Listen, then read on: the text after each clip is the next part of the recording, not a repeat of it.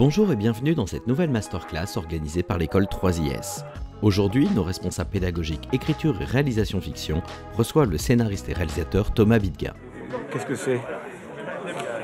C'est alcoolisé? Oui. Après un début de carrière dans la production, Thomas Bidguin écrit son premier scénario de long métrage en 2001 avec The Château, puis coécrit le film À boire de Marion Vernon en 2004. C'est toi qui as écrit ton nom là, tu reconnais quand même un peu les lettres, tu sais quand même un peu écrire. Ouais, un peu. Quelques années plus tard, il travaille au scénario de Un prophète de Jacques Audiard. Cette collaboration avec le réalisateur sera fructueuse car elle se poursuivra sur 3 nouveaux films, De rouillé d'os, Dipan et Les Frères Sisters. Plans? Start a family, have children, marry her, something like that. Thomas Bidguin est récompensé du César du meilleur scénariste pour Un prophète et De rouillé d'os, tandis que Dipan remporte la Palme d'Or au Festival de Cannes. Il ne faut pas pour autant réduire le travail de Thomas Bidguin à sa collaboration avec Jacques Audiard. Il travaille à l'écriture de nombreux films comme Saint-Laurent de Bertrand Bonello, La famille Bélier d'Éric Lartigot et ses 7,5 millions d'entrées en France, ou encore Notre-Dame brûle de Jean-Jacques Hano. Il y en a certains à la boîte qui persistent à penser que ton bilan est globalement positif. À la télévision, il écrit des épisodes du Bureau des légendes et est le créateur de Machine, la très étonnante nouvelle série d'Arte. En 2015, Thomas Bidguin franchit le pas de la réalisation en dirigeant Les Cow-Boys avec François Damiens. Le film est sélectionné à la quinzaine des réalisateurs à Cannes et est copieusement nommé au César 2016. Son dernier long métrage, Soudain seul, abandonne Mélanie Thierry et Gilles Lelouch sur une île déserte pour un époustouflant film de survie vu sous l'angle du couple. Allô? Allô, est-ce que quelqu'un m'entend? Help! Enfin, Thomas Bidguin, c'est aussi un engagement fort dans le cinéma français. Il est membre du collectif 50-50 pour la promotion de l'égalité et de la diversité dans le cinéma et l'audiovisuel, ainsi que co-secrétaire de la CRF, la Société des réalisateurs de films. Vous avez un sacré palmarès, Thomas Bidguin. Je suis très âgé. Oui, je sais. Expliquez un peu à nos étudiants comment est-ce que vous avez commencé dans les métiers du cinéma. J'ai fait beaucoup de métiers dans le cinéma, mais j'ai une chance, c'est que j'ai toujours travaillé dans le cinéma. Je connaissais personne dans le cinéma quand j'étais enfant et tout ça, mais j'allais beaucoup au cinéma. En fait, la mère de mon meilleur copain était ouvreuse dans le cinéma. Et c'est des ouvreuses, c'était des gens qui vendaient les tickets, puis avant, avec une lampe de poche, comme ça, ils venaient vous asseoir. Et elle nous faisait rentrer, donc on allait tous les jours au cinéma. Et moi, je sais pas quoi, à 12-13 ans, je me suis dit, c'est vraiment ça que je veux faire. Mais je connaissais personne, alors j'ai fait Dauphine, une université de gestion et finance. Et puis, mais chaque fois qu'il y avait un mémoire à faire, chaque fois qu'il y avait un stage, j'ai toujours essayé de les faire dans le cinéma. Il y avait un stage de marketing, je faisais le marketing du cinéma indépendant. Il y avait, donc j'ai fait des stages chez MK2, j'ai fait des stages chez... puis voilà, j'ai essayé de rencontrer du monde comme ça. Même dans les jeux vidéo, à un moment, j'ai fait un stage dans une petite boîte. Et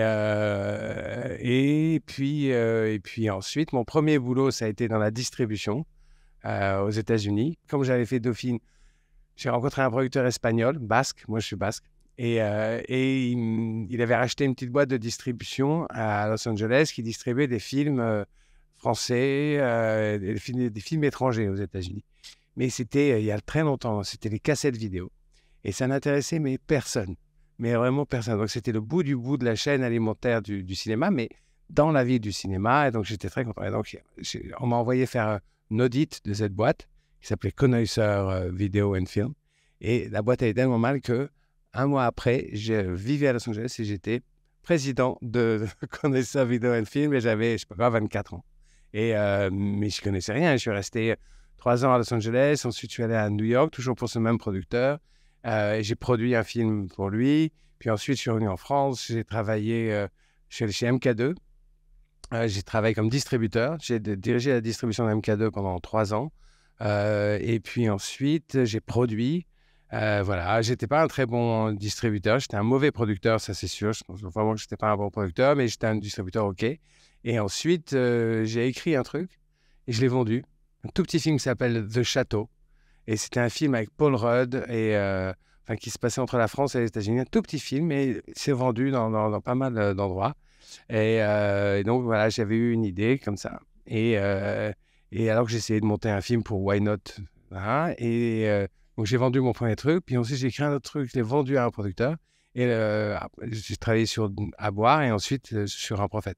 Donc, c'est allé vite. J'ai eu de la chance, mais ça faisait longtemps que j'étais dans le cinéma. Et ce que j'avais fait avant, comme distributeur et comme producteur, ça m'a vraiment beaucoup aidé dans l'écriture. Quand on est distributeur, on se pose une seule question. La seule question qu'on se pose, c'est pourquoi est-ce que quelqu'un va dépenser 10 balles pour aller voir ce film? C'est vraiment la question qu'on se pose. Et cette question-là, elle amène à s'interroger sur la promesse d'un film. C'est quoi la promesse? C'est quoi pourquoi est-ce qu'on va aller dépenser cet argent?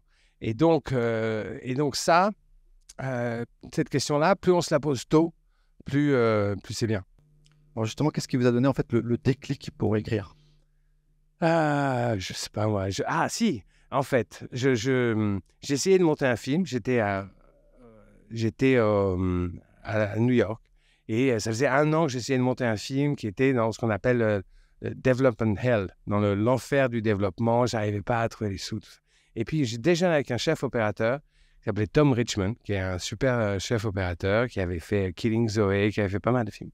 Et il dit je reviens de Los Angeles et on a tourné un film, un feature film, un long métrage en 1 semaine avec Naomi Watts et tout. Je ne sais pas du tout ce que c'est que ce truc, mais moi, ça faisait 1 an que j'essayais de développer un film et lui, en 1 semaine, il savait.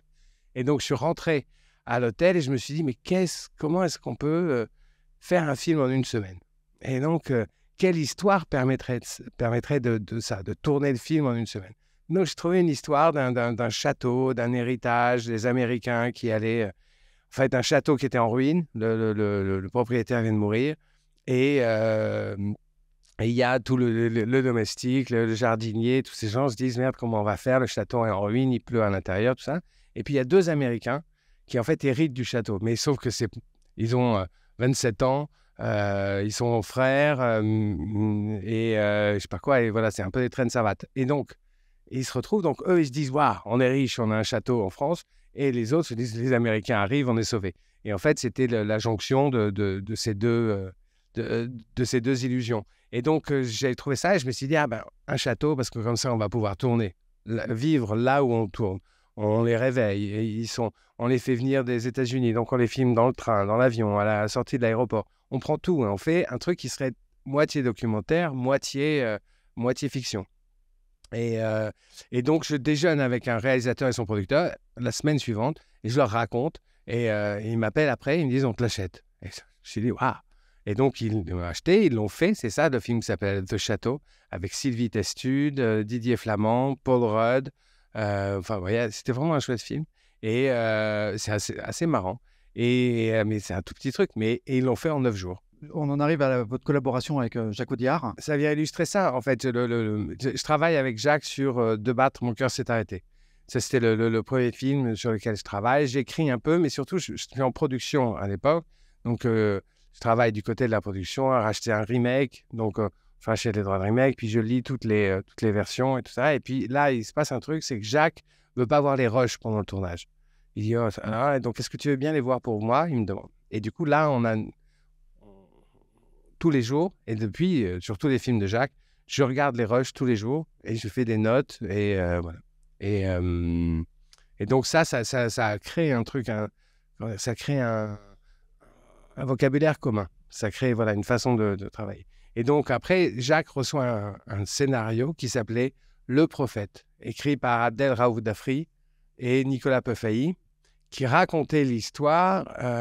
un type, mais il était en prison pendant 20 minutes, puis après il partait, je sais pas quoi, il y avait la prison, les Corses et tout ça, mais il n'y avait que 20 minutes de prison, puis après on était en liberté, il allait en Corse, il faisait des tas de trucs. Et donc moi je le lis et je dis non, ce qui est bien, c'est quand il est en prison, donc ce qu'il faudrait c'est qu'il rentre à la première image et qu'il sorte à la dernière image. C'est comme ça que j'ai eu le boulot avec cette idée. Mais oui, ça c'est l'idée du film, c'est pas l'idée de l'histoire. C'est l'idée du film. Ça va être un film de prison. Ok, bon, super. C'était pas un film de prison, c'était un film de voyous, de trucs comme ça. Puis après, on se dit, on réfléchit, on se pose des questions. Comment faire pour que le personnage ait une intériorité? On va trouver l'idée du fantôme, on va trouver tout un tas de trucs. Et puis se dire... Et même à l'écriture, il y a un truc vraiment important qui, je me souviens, c'était le truc qui nous a fait qu'on a compris le personnage, c'est que c'est pas un petit voyou qui devient un grand voyou. C'est un SDF, en fait, au départ. C'est les types qu'on voit dans les squares, comme ça, avec la bière, les trucs. C'est un mec défoncé, il est très... Et donc, c'est ce personnage-là, c'est donc quelqu'un qui n'a pas de famille, pas de domicile, et à la fin, il va avoir un domicile. Ça, on en parlera après, si vous voulez. Mais c'est cette idée un personnage, ça a un objectif intérieur, et puis un objectif après. Donc, c'est pas qu'un film de prison, c'est un film sur un type qui cherche une normalité, en fait. Vous avez mis 3 ans à l'écrire. Pourtant, vous êtes parti d'un scénario existant. Puis vous avez fait 3 ans d'écriture. Est-ce que vous pouvez nous raconter un peu tout ça? Je suis autodidacte, j'ai jamais ouvert un livre de scénario ou étudié le scénario, jamais. Donc, quand on est autodidacte, on a plein de phrases. Quand on comprend un truc, ça devient une règle. Et donc, moi, j'ai beaucoup de trucs que j'ai appris. D'abord parce que Jacques avait écrit pas mal et c'est vraiment un très bon scénariste. Il avait commencé comme scénariste avant d'être réalisateur. Il avait commencé comme monteur, puis après scénariste, puis ensuite réalisateur. Donc, il avait beaucoup d'expérience. Moi, j'en avais pas du tout. Et il y a beaucoup de trucs. Et donc là, il a fallu discerner les règles qui sont bonnes pour tous les films et les règles qui étaient bonnes pour celui-là. Il y avait plein de règles, il faut vous en dire plein. Par exemple, sur le personnage de Malik, il y avait une règle. On s'est dit, on voulait pas faire un film sauvage avec un personnage con et tout ça, qui est très violent et tout ça. On voulait qu'il ait une intériorité. Donc, on a trouvé cette histoire de peur. Et donc, comment est-ce qu'on donne au personnage une intériorité au cinéma? Souvent, il regarde par la fenêtre ou je sais pas quoi. Enfin bon, là, c'était compliqué. Donc, on a trouvé cette histoire de fantôme qui fait qu'il tue quelqu'un et ensuite, il est hanté par ce fantôme. Et donc, ça lui donne une conscience, ce que les autres n'ont pas. Donc, voilà. Mais on s'est dit, après, ce qui nous intéresse chez Malik, c'est quand il apprend. Donc, on s'est dit, il y avait une règle, je me souviens, on appelait ça le WYSIWYG. What you see is what you get. C'est que dès qu'on le voit faire un truc dans le film, on va lui apprendre. On va le voir l'apprendre. Donc là, on lui dit, tu vas tuer quelqu'un. Il y a un gars qui va venir et qui va lui montrer comment on tue quelqu'un. Ensuite, il est analphabète, il va apprendre à lire. On le voit dans les salles de classe. Ensuite, il va apprendre le corse. Et là, on le voit avec un dictionnaire corse. Puis ensuite, il va monter un business de go fast. Et ben, il a un copain, le gitan, qui va expliquer comment on fait des go fast. Chaque fois qu'on le voit faire un truc, on l'a vu l'apprendre. Et ça fait un personnage. Ça fait que le spectateur est à la même vitesse que le personnage. Et ça, c'est vraiment une bonne règle dans ce film et souvent dans les films. C'est vraiment ce principe-là. Et même cette image qui est celle du poster, il regarde par la fenêtre un petit bout. Ce qu'on voit du monde, c'est tout le temps à travers ses yeux. Et ça, c'est l'idée du point de vue. C'est vraiment important. J'ai compris ça. J'ai mis du temps à comprendre ça. Mais un scénario, c'est du point de vue et du temps qui passe. C'est vraiment... c'est ça. C'est intéressant de vous entendre parler de votre process créa-narratif. Mais il y a une petite légende urbaine scénaristique qui est le fameux cahier B. Ah, oui. Est-ce que vous pouvez nous parler de ce cahier B? Alors ça, vos profs vont pas vous en parler. Mais il y a un truc vraiment super qu'on fait tout le temps avec Jacques qui s'appelle le cahier B. C'est-à-dire qu'on a le scénario. Un scénario, ça doit être quelque chose qu'on lit et ça doit filer, quoi. Et donc, il y a des scènes qui viennent soit de versions antérieures du scénario qu'on a préféré couper parce qu'elles ralentissaient la lecture ou parce qu'elles peuvent venir de répétitions qu'on a fait avec des comédiens ou de textes à côté ou de trucs qu'on a entendus. Enfin bon. Et tout ça, on le met dans un petit cahier, en plus du scénario, qui est le cahier B. Donc, on appelle ça le cahier Bidguin, mais c'est le petit cahier en plus où il y a des scènes en plus. Donc, qui connaît l'existence de ce cahier B? Les comédiens, à qui on le donne au début du tournage, le premier assistant, voilà, et puis après, c'est tout. Et tout le monde, après, du coup, ça permet, des jours où on se dépêche un peu, de pouvoir caser un ou deux trucs. Et il y a plein de scènes de cahier B dans Un prophète. Et le cahier B, ça sert aussi à ça. Ça sert à garder de la vie dans le tournage. Si on fait que tourner les scénarios, en général, c'est pas bon. Il faut prendre les accidents, et il y en aura forcément. Il va pleuvoir, et ben il faut que ça rentre. Il faut que la vie rentre dans les films. Parce que si on fait juste ce qui est le programme, ben on a des trucs qui sont très secs. De Rouillé d'os, ça va être votre deuxième collaboration avec Jacques Audiard. C'est l'adaptation d'un recueil de nouvelles de l'américain, du Canadien Greg Davidson. Et alors, comment se passe le travail de l'adaptation? C'était curieux parce qu'il y a 10 nouvelles. Parce que De Rouillé d'os, c'est un film qui raconte une histoire d'amour. Pas que, mais entre autres. Et essentiellement, je dirais. Et en fait, il y avait un recueil de 10 nouvelles qu'on s'échange, que Jacques avait reçu pour son anniversaire. Il le lit, il me dit, tiens, lis ça, c'est pas mal. Pendant qu'on était en train de finir, non, même peut-être pendant qu'on écrivait Un prophète. Et on se dit, ah, ça serait pas mal, il y avait une ambiance dans ces nouvelles, mais il n'y a aucun personnage féminin et pas d'histoire d'amour dans les 10 nouvelles qu'il y avait. Et donc, on en a créé une. Moi, enfin, là, pour le coup, c'est vraiment moi qui ai pris les éléments dans chaque nouvelle pour essayer de raconter un monde. Et il y avait l'histoire d'un oncle et de son... Voilà, c'est devenu le père et le fils. Il y avait l'histoire d'un soigneur au Marineland qui perdait une jambe. Mais là, donc, on a transformé ça en elle. Mais il y avait déjà les orques. Il y avait, voilà, donc c'est vraiment une espèce de patchwork. Ce qui est super, c'est ça. C'est qu'en fait, on prend, et ça, on fait ça souvent. On prend des trucs qui seraient des lieux communs aux États-Unis. Je sais pas quoi, la Californie, le Marineland. On le voit, ce genre de trucs. On ne le voit pas en France, curieusement. Et donc, en le ramenant en France, ça devient des trucs un peu particuliers. Les combats, par exemple. Ces combats-là, ça n'existe pas, les combats qu'on voit dans le film. On invente ça, on en regarde plein. Je me souviens, je me souviens de voir plein de combats sur YouTube. On pouvait voir ça à l'époque. Les mecs dans leur jardin qui se peignaient, quoi. Une espèce de Fight Club. Et donc voilà, on regarde, on va passer du temps à Valenton, qui est l'hôpital où il y a les gens amputés. Et en fait, les médecins là-bas, ils disent, c'est super. Ah bon, je dis, ah bon, c'est super. Il dit, ouais, parce que les gens viennent, ils ont perdu une jambe, ils pensent que leur vie est finie. Et en fait, 3 semaines après, ils peuvent marcher. Et donc ça, on redonne de l'espoir à tout le monde et tout ça, parce que ça va vite, en fait. Dès que ça cicatrise, on met une fausse jambe et ça avance tout seul. Et en 2 jours, on peut marcher. Donc, c'était vraiment super, tous les gens qu'on a rencontrés. Et surtout, j'ai passé beaucoup de temps au Marineland avec les orques, et ça, c'était super. Là, j'ai appris 1000 choses avec les soigneurs et tout ça. On peut passer aux 3e collaboration avec Jacques Audiard. Donc, je parle de Dipan. Dipan en 2015, qui obtient la Palme d'Or à Cannes. Dipan, c'est l'histoire de 3 Sri Lankais, un homme, une femme et une petite fille, qui ne se connaissent pas, qui arrivent en France et qui se font passer pour une famille.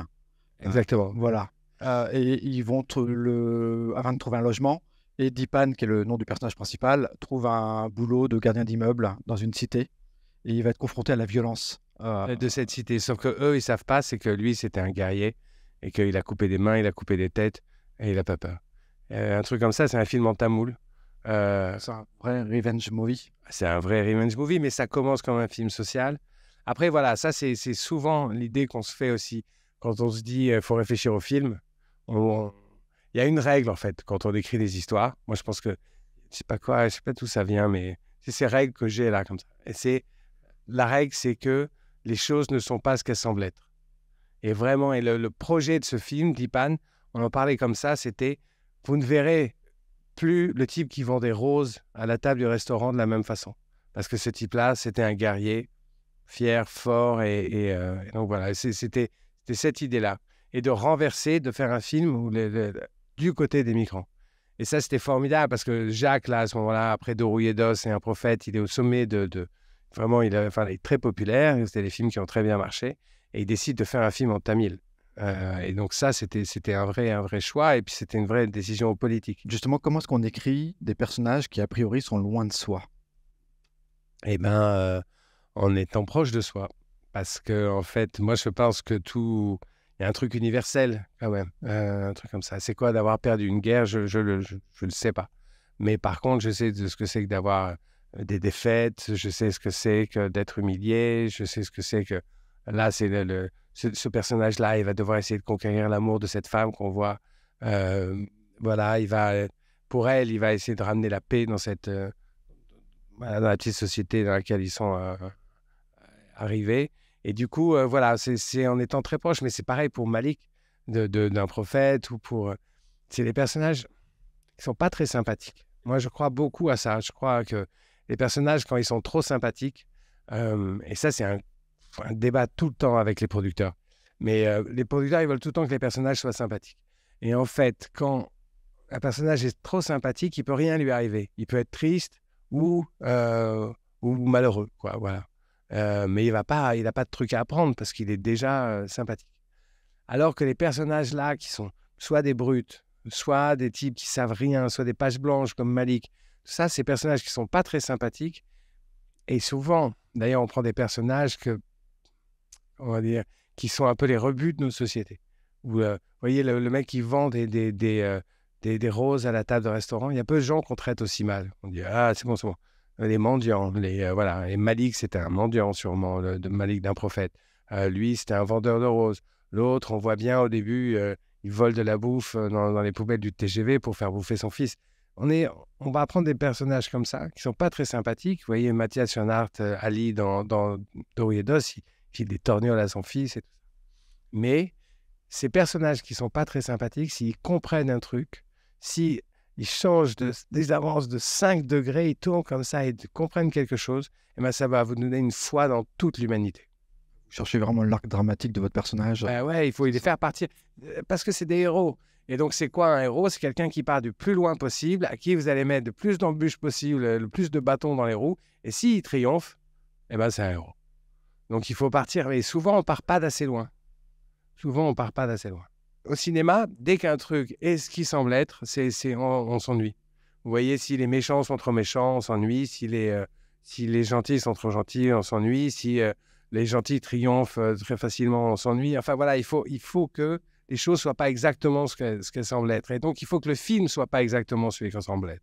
Donc là, ce film commence comme un film, effectivement, comme un film social, et puis il va finir comme un film de baston. Et ça, voilà, il faut qu'il évolue. On aura la même réflexion avec Saint-Laurent, qui commence comme un documentaire sur la couture et qui finit comme un opéra. Voilà, il faut que la forme se transforme. Vous cherchez à maltraiter vos idées, d'une certaine manière. Bien sûr, il faut vraiment... Et c'est pour ça que c'est bien d'écrire à plusieurs, toujours. Moi, si vous voyez, tous les films dont on va parler là, c'est toujours des collaborations. Alors, les Frères Sisters, c'est votre dernière collaboration cinématographique avec Jacques Audiard. Une prochaine qui va arriver. Une énième, donc voilà. Alors là, c'est un véritable western. Vous avez revisité le genre, mais est-ce que ce film-là constitue pas un fantasme de cinéma américain? Oui, sûrement. Le western, moi, c'est un genre qui m'a beaucoup touché. Mon premier film s'appelait Les Cowboys, vous voyez. Mais c'était l'inverse des cowboys. Les cowboys, c'était comment raconter une histoire de cowboy aujourd'hui. Et ça, c'était comment mettre de la modernité dans une histoire de cowboy. Ou comment raconter aujourd'hui dans une histoire de cowboy, vous voyez. C'était vraiment l'inverse dans la réflexion.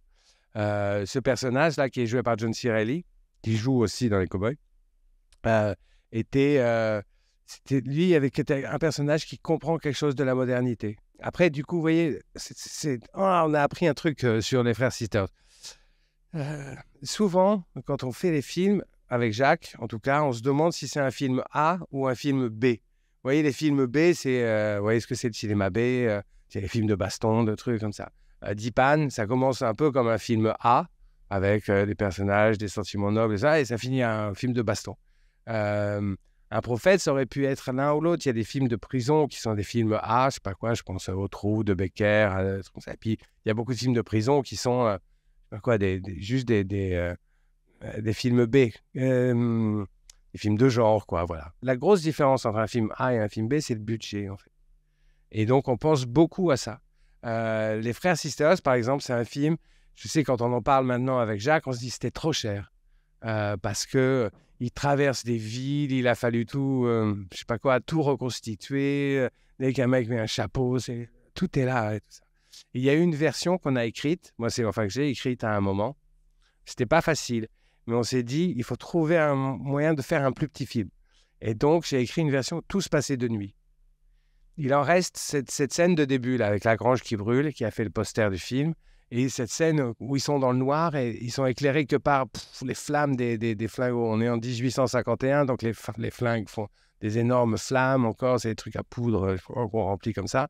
Et du coup, voilà, il en est resté ça. Mais on s'est dit, voilà, si on faisait ce film de nuit, ça serait beaucoup moins cher. Et donc, c'est deux types qui sont cherchés. Et donc, parce qu'ils sont cherchés, il faut qu'ils évitent les villes. Il faut qu'ils se déplacent la nuit. Le jour, ils se cachent et ils dorment. Et donc, voilà. Et faire un film, voilà, cette image, elle vient de là, absolument. Et on avait cette idée. Mais bon, c'est compliqué à vendre, hein, une idée comme ça. Et puis, c'est compliqué, vous savez quoi, à l'écriture, de faire passer le temps dans un film où il fait que nuit. Parce que la succession de nuit et de jour, c'est ça qui fait passer beaucoup de temps dans les films. Et du coup, là, un film qui se passerait que la nuit, ça serait... Mais c'est resté un regret pour nous. Vous qui venez de la production, l'argent reste vraiment... C'est une industrie. Ah ouais. Moi, je pense toujours que c'est une industrie. Et après, c'est une industrie qui crée des chefs-d'œuvre. Et donc, il faut essayer d'être dans une industrie qui crée des chefs-d'œuvre. Mais chaque film... Après, moi, je viens de là, mais je me dis, chaque film devrait être une bonne affaire. Moi, j'aime pas... Après, les films, ils marchent ou ils marchent moins bien. Mais des fois, il y a des films... Vous voyez, le petit film de Château, par exemple. Je sais pas quoi, ça s'est vendu dans 17 pays. Pas cher, mais ça avait rien coûté. Et donc, ça a gagné de l'argent. Et c'était une bonne affaire. Voilà, après, voilà, plus vous faites des films gros, plus vous condamnez au succès. Et il y a d'autres réponses que l'argent, surtout.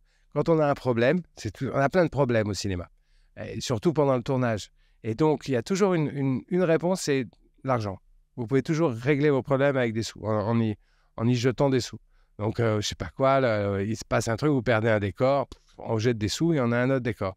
Ou il pleut, on jette des sous et on passe la journée à attendre. En jetant des sous, on peut faire des trucs. Mais en fait, si vous essayez trop, il y a toujours une autre solution. Vous savez, c'est le triangle, mais ça, je sais pas quoi, c'est fast, good and cheap. Vous voyez ça, ce truc-là. C'est fast, good et cheap. Et soit, on peut en avoir que deux. On n'a jamais trois. On n'a pas de truc qui soit rapide, bon et pas cher. Donc, on a rapide et pas cher, mais c'est pas très bon. On a rapide et je sais pas quoi. Enfin, voilà. On n'a jamais les trois. Et donc, il faut choisir les deux et puis il faut trouver des solutions. Il faut être inventif. C'est vraiment un truc où il faut rester tout le temps alerte. Dès qu'on s'enfonce en se disant « Merde, comment est-ce qu'on fait pour respecter le programme? Comment on fait pour respecter le programme ?» À partir du moment où le programme, ça y est, il a déjà explosé, là, on s'enterre. Il ne faut pas s'enterrer, il faut être léger dans ce truc-là. Mais au scénario, comme à la réalisation, comme à la régie, et tout ça, ça demande de la souplesse, quoi. Comme je dis souvent aux étudiants, il n'y a jamais de problème, il n'y a que des solutions. Voilà, c'est exactement ça. Alors, en parallèle de votre collaboration avec Jacques Audiard, vous avez également écrit d'autres films, et notamment un film qui a fait plus de 7 millions d'entrées, qui est La famille Bélier, en 2014. Un film réalisé par Éric Lartigot. Pareil, c'est un film dont vous n'êtes pas à l'origine de l'idée. C'est un scénario de Victoria Bedos. Je suis arrivé très tard même sur le film. En fait, Éric, que je connaissais un peu, mais pas très bien, m'a appelé. En fait, il avait un scénario, mais les comédiens n'étaient pas sûrs. Et en fait, ça sert beaucoup à ça, un scénario. Ça sert à décider les comédiens aussi. Donc, ils n'étaient pas certains. Et puis, du coup, il me le fait lire. Et là, c'est pareil. C'est comme s'ils n'avaient pas réfléchi au film. Enfin, à ce que ça raconte. Et en fait, ça avait été écrit par Stanislas Garin-Malberg et surtout par Victoria Bedos, exactement, qui sont très sympathiques au demeurant, mais qui ne sont pas scénaristes. Et donc, ils avaient écrit une histoire, mais ils n'avaient pas écrit un film vraiment. Le film commençait par une scène qui était... D'abord, il y avait une voix off dans le film. Et puis, ça a commencé par une scène où elle descendait, l'adolescente. Ses parents faisaient beaucoup de bruit parce qu'ils sont sourds. Elle devait réviser. Elle n'en pouvait plus. Elle était énervée. Voilà, et ça se passait mal. Et la voix disait « j'en peux plus, j'en peux plus ». Ça, c'était la première scène du film. Et après, quand on réfléchit, ça raconte quoi le film? Et c'est vraiment important de savoir ce que ça raconte. En fait, parce que pas l'histoire, mais ce que ça raconte une adolescente qui part. Voilà. Donc après, il y a des histoires de sourds, pas sourds et tout ça, mais les adolescents, à un moment, ça part. Et donc, on peut soit les laisser partir, soit les retenir, et voilà. Et si vous racontez ça, que vous mettez quelqu'un qui est déjà énervé dans la première scène, elle est déjà partie. Quand je vous dis qu'un héros, il faut faire partir du plus loin possible. Donc là, on réécrit cette première scène et c'est l'inverse. C'est la première scène du film. Maintenant, c'est en fait comme ils sont dans une ferme. Du coup, il y a un petit veau qui naît. Elle est dedans, elle a les mains dans le truc, elle aide son père. Elle est hyper dedans. Elle pense même pas qu'elle va partir. On leur a fait partir de beaucoup plus loin. Et donc voilà. Alors, on a beaucoup parlé de cinéma, ouais. Mais vous avez aussi également œuvré en télévision. Quelle est la différence entre le cinéma et la télévision? On est mieux traité au cinéma. Ça, on est mieux traité au cinéma, on est mieux payé, on est mieux traité. Non, il y a beaucoup de différences. Bon, le Bureau des légendes, c'était un peu particulier parce que c'était la saison 5. Les 2 derniers épisodes, les 5 saisons ont été écrites par le même personnage, par Éric Rochant, qui vraiment pilotait tout. Et là, il propose à Jacques, il me l'avait proposé avant, de prendre les deux épisodes. Et les 2 derniers épisodes, donc les 2 derniers, Donc, en fait, on a pris beaucoup de plaisir à écrire parce que, et ça, voilà, c'est la règle que j'en ai tirée. C'est parce que vous prenez des personnages, c'est les mêmes personnages depuis 5 saisons. Ils sont essorés. C'est-à-dire qu'on leur a tout fait faire. Le mec, il a été torturé, il est allé là, il est allé... On leur a fait faire beaucoup de choses. Et ça, c'est une question qu'on se pose très souvent avec Jacques. C'est pas un personnage, c'est qu'est-ce qu'il fait, mais c'est qu'est-ce que ça lui fait. Et donc, on écrit 2 derniers épisodes en se disant qu'est-ce que ça leur fait. Qu'est-ce que ça fait d'avoir tué des gens dans certains terrains d'opération, de revenir, d'avoir la culpabilité, d'avoir ordonné des assassinats, d'être comme ça. Et tous ces gens, il y a beaucoup de morts dans la saison au cours des dans les 5 saisons. Et donc, on se dit, voilà, comment est-ce qu'on... Qu'est-ce que ça fait d'être ce personnage-là? Et c'est souvent, on réfléchit comme ça. On parlait de cinéma, mais c'est Saint-Laurent, par exemple, qu'on a écrit avec Bertrand Bonello. On a réfléchi exactement comme ça. En fait, c'était un biopic. Mais vous voyez, dans tous les biopics, ils sont construits toujours sur un truc, c'est d'où ça vient. D'où ça vient la voix, d'où ça vient Bob Marley, le libérateur du tiers-monde, d'où ça vient, je sais pas quoi, le costume pied de poule, si c'est, je sais pas qui, Coco Chanel, d'où ça vient, What I Say, si c'est Ray Charles, d'où ça vient, je sais pas quoi, comme d'habitude. C'est toujours des scènes qui sont très embarrassantes, les scènes de création à faire au cinéma. Parce qu'on ne sait pas d'où ça vient. Et donc, c'est le problème des biopics, c'est que c'est comme l'alchimie à l'envers, ça transforme de l'or, c'est-à-dire ce truc de la création humaine, en de la merde, c'est-à-dire une scène où il dit ah, tu joues un truc à la guitare, c'est chouette, hein, comme tous les jours. Ah non, comme d'habitude, vous voyez, c'est des scènes qui sont nulles. Vraiment, les scènes de création, elles sont toujours nulles, parce qu'on ne sait pas d'où ça vient. Par contre, ce qu'on sait, et c'est comme ça que moi j'ai eu le boulot de Saint-Laurent, c'est qu'est-ce que ça coûte. Et donc, c'est pareil, c'est qu'est-ce que ça nous fait. Et ça, on peut le savoir parce qu'on sait ce que ça nous coûte d'écrire un scénario, on sait ce que ça coûte de faire un film, on sait ça. Et donc, on a fait un biopic sur Saint-Laurent qui est sur le modèle juste de ce que ça coûte et pas sur d'où ça vient. Voilà. Mais il faut réfléchir comme ça. Et si vous réfléchissez comme ça vous donne des scènes. Ça vous donne une façon de raconter une histoire. On va poursuivre sur l'expérience télévisuelle. La série sur Arte qui s'appelle Machine. Alors, le pitch est fou. Hein, c'est quand Kill Bill rencontre Karl Marx d'une certaine manière. Vous mixez film social et film d'action à tendance kung-fu. Comment est née l'idée de cet ovni en fait télévisuel? Eh ben, ça vient d'une phrase ça vient de 2 trucs. Fred, je connaissais Fred Grégoire, le réalisateur. Il voulait faire un truc de baston. On cherchait à faire un truc de baston, mais social. Toujours cette idée de mélanger un peu les gens. Et en fait, je crois que c'est Godard qui a dit ça, qui a dit « Je préfère les films de kung-fu aux films politiques parce que dans les films de kung-fu, il y a parfois de la politique, alors que dans les films politiques, il n'y a jamais de kung-fu. » Et ben, on s'est dit « Tiens, si on faisait un film politique avec du kung-fu ». Et puis, il y a un autre truc qui était des détournements que faisaient les situationnistes. Vous voyez, un peu comme le grand détournement dans les années 70, en 72, les situationnistes ont acheté un des droits d'un film de kung-fu et ils l'ont doublé avec que des phrases hyper marxistes. Sois patient, je ne suis pas trotskiste. Voilà, le truc. Et avec, il y a les scènes de baston et tout ça. Attention, voilà les bureaucrates. Et tout, voilà. Et donc, ils étaient vraiment sur un... Et on s'est dit, mais pourquoi on ne le fait pas en live, ce film? Voilà. Et donc, on a pris cette idée. Et puis, et donc, on s'est dit qu'on allait faire une série sur la réappropriation de l'outil de production par le prolétariat, qui soit aussi une série de kung-fu. Et donc, on a réussi à la vendre à Arte. Et en plus, là, on ne voit pas, c'est écrit tout petit, mais je suis producteur. Parce qu'on a écrit un texte, on l'a donné à une boîte de prod, vendu. Et puis, ils ont essayé de le monter, ils n'ont pas réussi. Et puis, au bout de 2 ans, ils nous ont dit, bon, ben voilà. Et puis, finalement, on a réussi à le monter. On est allé voir Arte. Alors, Arte, ils nous ont dit, d'accord, mais c'est sur arte.tv. Donc, tout petit budget. On ne savait pas bien comment faire. Et on a travaillé avec Valentine Monteil. On a écrit à 2 mais elle, c'est une jeune fille qui avait fait l'ANSEAD à Bruxelles. Et on a écrit ensemble 1 version, 2 versions, 10 versions. On a fait 9 versions, je crois, au final du scénario. Et à la fin, du coup, on est passé à Arte, mais à Arte Prime Time et sur Prime Video, qui a mis des sous. Donc là, la série a pu vraiment avoir un budget qui permettait de faire des bastons, des trucs qui étaient chouettes. Parce que là, on est sur un fond qui est quand même assez social, voire politique, là. Alors, Absolument. L'idée, c'était de faire un film comme les films de Stéphane Brisé, vous voyez, où il y a un conflit social comme ça. Ça, c'est un genre qui est très identifié dans le cinéma français. Mais de se dire, voilà, à l'intérieur de ça, on va mettre quelqu'un qui sait faire du kung-fu. Et ensuite, tout le programme du film, c'est le programme des délocalisations. Donc, c'est très simple. Les boîtes elles bossent dans une boîte coréenne. Alors, et les Coréens viennent prendre les trucs, les carnets de commandes. Alors ensuite, il y a une grève.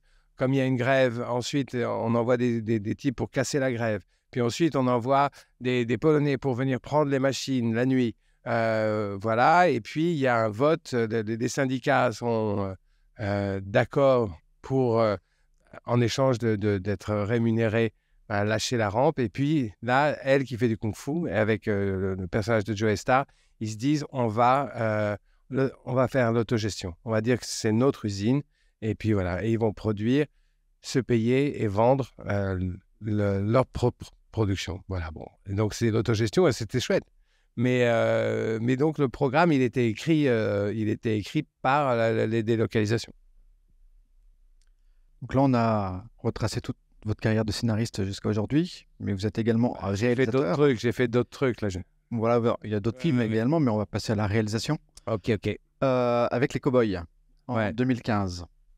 Est-ce que vous pouvez nous parler un petit peu comment vous avez eu cette envie à un moment donné de... En fait, c'est un copain qui m'avait passé un bouquin de photos sur les gens qui s'habillent en cow-boy le week-end et qui font des fêtes cow-boy et dansent et je sais pas quoi, des espèces de grandes fêtes comme ça où il y a un rodéo, un truc, des stands de je sais pas quoi, de ceinturons, d'artisanat indien, de trucs comme ça, et puis un orchestre et ça danse, le square dance. Bon. Et je m'étais dit, avec Noé Depré, on s'est dit, en fait, il y a un truc à raconter là. On peut faire un western. Ils ont déjà les chapeaux sur la tête. Et donc, on a pris comme modèle La prisonnière du désert et on a raconté une histoire. Justement, est-ce que vous pouvez nous parler un peu, justement, vous changez de casquette, vous devenez réalisateur. Je ne sais pas... Pourquoi ce désir de réalisation?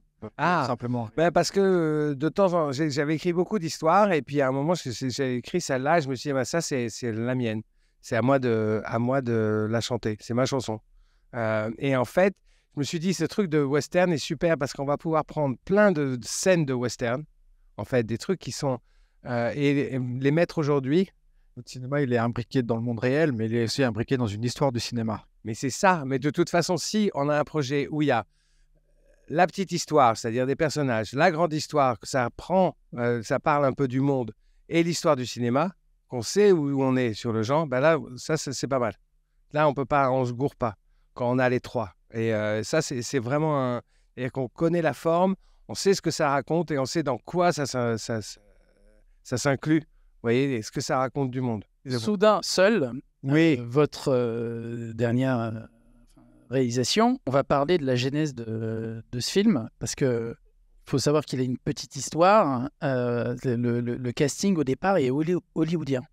Exactement, parce que c'est une histoire... D'abord, l'idée du film, elle naît parce que le film précédent, c'était un film avec beaucoup d'acteurs, on tournait dans beaucoup d'endroits, dans le nord de l'Europe...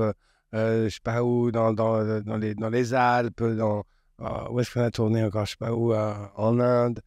Et là, je me disais, ça serait bien d'avoir 2 comédiens et de faire un truc, voilà, dans un espèce de huis clos. Après, moi, j'aime bien les films d'aventure, donc je me disais, c'est super. Faisons-le un huis clos, mais très large. Au contraire, ils sont perdus. Puis, c'est adapté d'un livre d'Isabelle Autissier. Et quand je le lis, je me dis, voilà, ça serait une bonne idée. Et il y a un petit côté Adam et Ève, un peu de ça, parce que c'est un couple face à la nature. Et donc, je me dis, ça va marcher, peut-être qu'on devrait le faire en anglais. Entre-temps, j'avais écrit pour les Frères Sisters, qui étaient en anglais. J'ai écrit aussi un film qui s'appelle Stillwater, avec Matt Damon à Marseille. Et donc, c'était des films en anglais, des productions américaines. Et donc, je me dis, moi, je suis qu'à tenter ma chance. Et donc, je l'écris. Avec Valentine, avec qui j'écris Machine, et on l'envoie à Jake Gyllenhaal. Et il n'a pas de nouvelles. Et puis au bout de 3 semaines, il m'appelle et il me dit super, j'ai lu le scénar, c'est génial et tout ça. Et donc voilà. Et du coup, J'appelle la prod en disant OK, on a un acteur américain. Après, c'était un peu plus compliqué de trouver une actrice, mais on a trouvé une actrice, Vanessa Kirby. Et puis, tout ça, c'était pendant le Covid et tout ça, c'était un peu compliqué. Et en fait, je les retrouve 8 semaines avant le tournage en Islande pour 4 jours. Pour une semaine, on était censé lire le scénario et l'accorder et tout ça parce qu'on ne s'était jamais vu. Et là, ça devient un enfer parce que, alors qu'il avait lu le scénario, même plusieurs versions, et j'avais retravaillé avec il n'y a plus rien qui va. Il n'aime plus les textes, il n'aime plus les scènes, il n'aime plus le film, ou peut-être qu'il m'aime plus moi. Enfin, ça devient vraiment compliqué. Et donc, au bout de 4 jours, on décide on s'engueule et hop. Et moi, je dis, c'est comme ça. Et puis, j'appelle le producteur. On avait vendu le film dans plein de territoires, un film en anglais. Et puis voilà. Et donc, chacun rentre chez soi, tout le monde très déçu. Et puis, qu'est-ce qui s'est passé? Et puis, moi, je dis... Et après, je comprends qu'ils veulent le racheter. Jake, il faudrait racheter le film. Et donc, moi, je dis à mon producteur, viens, on le vend et tout, ça va. Et il me dit, non, pas question, on va le faire en français, tout ça. Et donc, j'ai réécrit le film en français. Je l'ai réadapté. C'est toujours cette même question du budget. On avait, je sais pas quoi, 27 millions pour faire ce film, ce qui était énorme, qui était trop. Et puis là, on s'est retrouvé avec 8. Le récit a été très modifié. Parce qu'un film américain, vous êtes obligé d'être dans un niveau de spectacle très fort, alors que vous allez raconter la même histoire, mais dans un film français, d'abord, vous avez moins d'argent, donc ça va être plus un film sur le couple, et moins un film d'aventure, et on va tuer des otaries, et tout ça. Donc, il tuait des otaries, par exemple, dans le scénario. Ben là, il n'y a plus d'otaries. Il tue des manchots. Mais voilà. Et c'est des trucs comme ça, hein. Mais ça vous permet de resituer, de refaire le film, de réfléchir, et de rendre les choses possibles. Une fois de plus, on est dans un film de genre, c'est un survival. Exactement, c'est un survival. Mais une fois de plus, on le mixe avec l'histoire d'un couple et du coup, ça devient un film plus intime. Cette idée de mélanger les genres, ça permet les choses ne sont pas ce qu'elles semblent être. On se dit qu'on va être dans un survival et puis après, comme c'est un couple, tous les dossiers sortent. T'as couché avec Chloé. Voilà, paf. Et ça démarre. Mais on va proposer maintenant le micro à nos étudiants. Hop. Ok, super. Le cinéma, ça se fait debout. Ça, c'est la leçon numéro 1. Hop, regardez, maintenant, et il faut être mobile. Ça va, vous m'avez... Bon, alors, qui pose une question? Bonjour. Bonjour. Merci beaucoup. ok. Juste là, Salut. juste à côté. Je voulais vous remercier pour votre partage. Ouais, Et j'avais une question sur votre série Machine. Et du coup, ma question, c'était, je voulais savoir comment vous avez abordé le fait d'écrire des scènes d'action.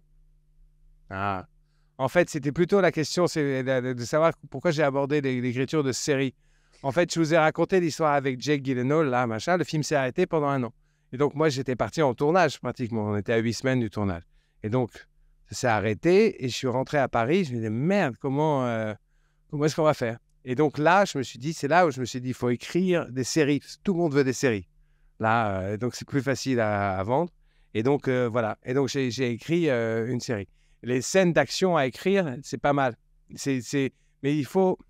De toute façon, vraiment, quand on écrit un scénario, il faut vraiment essayer de bien écrire. Et il faut que... Non, mais c'est vrai, c'est vraiment important que l'écriture soit chouette à lire.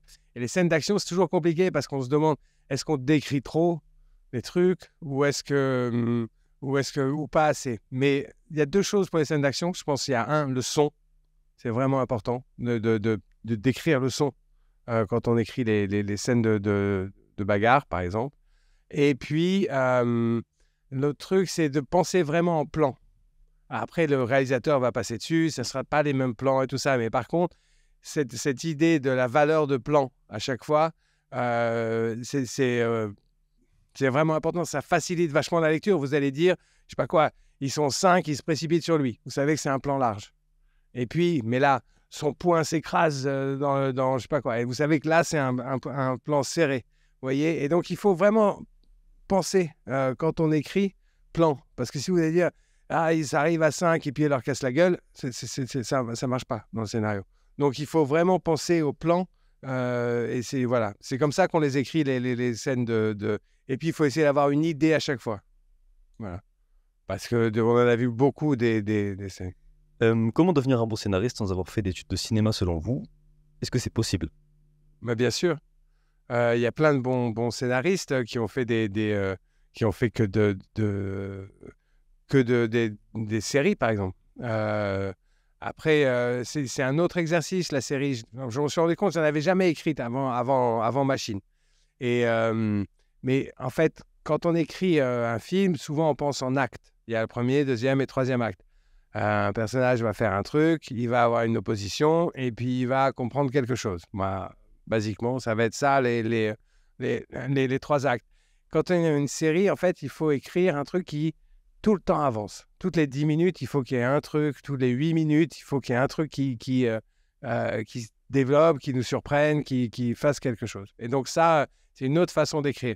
Mais il y a plein de gens, vous savez, je ne sais pas quoi, je pense à Simon, là, le gars qui a écrit The Wire, je pense aux grandes séries qu'on a vues. Ce n'étaient pas des gens qui avaient un gros track record, un gros IMDb de cinéma. Des gens qui sont lancés là-dedans et même en France, quoi, je sais pas quoi, Fanny Herrero ou des trucs comme ça, c'est des bons scénaristes. Et ils écrivent des séries.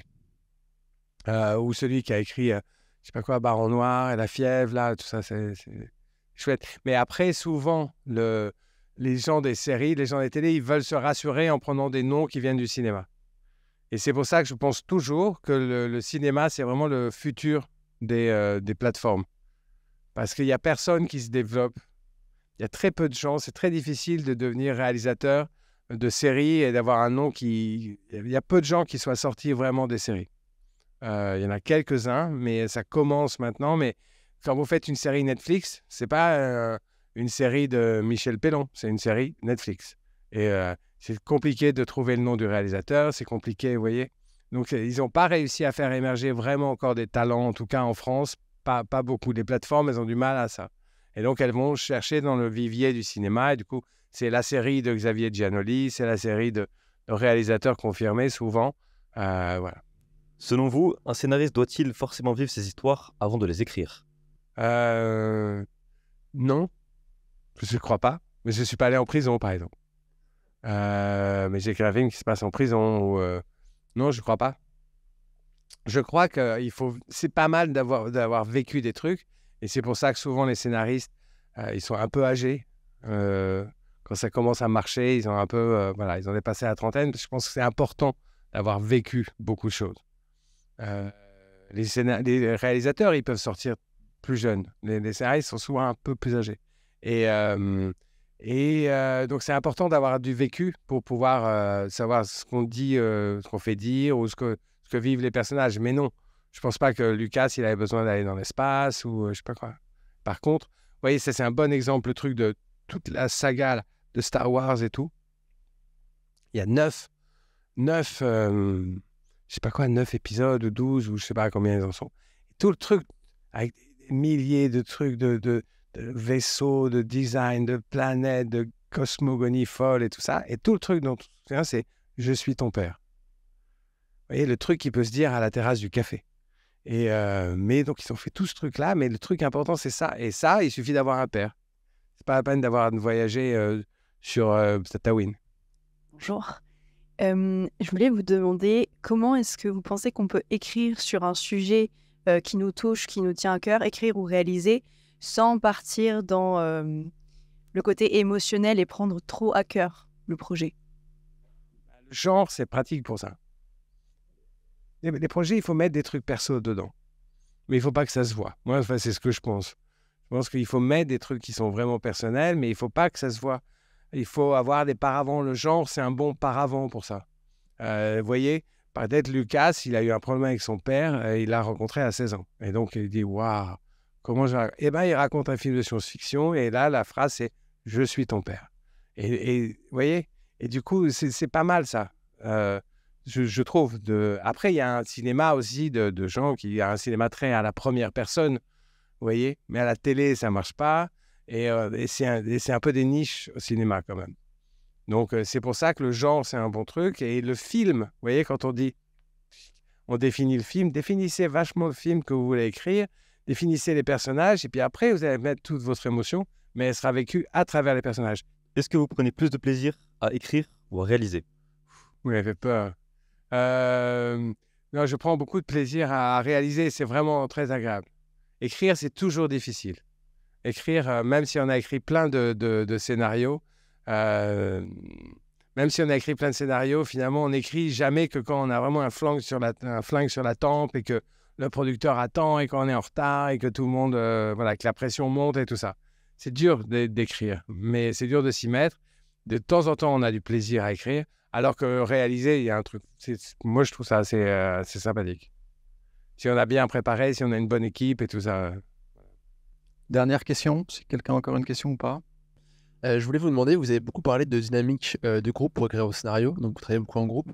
Est-ce que vous divisez les tâches ou est-ce que vous fonctionnez plutôt ensemble à écrire? Est-ce que vous faites ça à distance? Ensemble. D'accord. Je pense que il faut réfléchir à deux, ça c'est vraiment important. Toute la partie où on réfléchit au film, mais des fois, on réfléchit en écrivant très peu pendant des semaines, pendant même des mois, des fois, vous voyez. On réfléchit au film, ça va être comme ça, et puis on se dit, puis on a un peu des... Donc, si on veut que ce soit comme ça, il y aurait tel moment de l'histoire, tel moment, ça serait ça, mais le personnage, du coup... En fait, c'est tout le temps un équilibre, un scénario. C'est un équilibre... Non, j'ai longtemps pensé ça. C'était un équilibre entre l'histoire et les personnages. Vous voyez, il y a des films avec beaucoup de personnages, et on est très, très proche des personnages, mais il ne se passe rien. Et après, il y a des films où il se passe énormément de trucs, beaucoup d'histoires, mais les personnages, vous voyez... il y a pas, on n'a pas grand-chose auquel s'accrocher. Et en fait, il y a un troisième truc qui est le thème. C'est important de savoir de quoi on parle aussi. Et donc, une scène, si elle sert le personnage, elle fait avancer l'histoire et elle parle du thème, je pense que là, vous avez une bonne scène. Mais c'est souvent ça. C'est un équilibre aussi entre le drame et la justesse, un scénario. C'est toujours ce truc. Et le drame, ça c'est une phrase super de Mark Hendrick qui dit... le drame, c'est un mélange de suspense, non, de surprise et d'anticipation. Il faut être à la fois surpris et anticipé. C'est-à-dire qu'il faut que je sache un peu, si ça arrive vraiment comme une surprise, ça ne marche pas, mais il faut que qu'on m'ait dit un peu à l'avance ce qui va se passer et que ça ne se passe pas comme... Voilà. Mais je sais que là, il va se passer quelque chose. Ah, mais c'est autre chose qui se passe. Mais il faut qu'on me prévienne un peu et puis mais que j'ai toujours de la surprise. C'est un mélange de surprise et d'anticipation. C'est une bonne phrase. Et bien, sur ce dernier conseil, nous arrivons au terme de cette masterclass. Merci beaucoup à vous, Thomas. Merci à vous, Deguin, de nous avoir fait part de votre expérience. Voilà. Okay. Et merci à tous ceux qui nous ont suivis en live. Et sur Twitch. Sur Twitch. Et merci à vous qui étiez dans la salle et bonne chance pour les séries. Voilà, et puis on tient à remercier... Le plus dur est devant. On tient à remercier Nino qui nous a permis... Voilà, Nino qui nous a permis d'avoir cette rencontre avec Thomas Bidguin aujourd'hui, qui est un de nos étudiants. Donc. Merci également à Eric Dinquian qui nous a aidé avec Fabrice à préparer cette masterclass. Merci à Sandrine Hasson aussi du service communication. Voilà, puis merci à vous tous. Super, bonne soirée.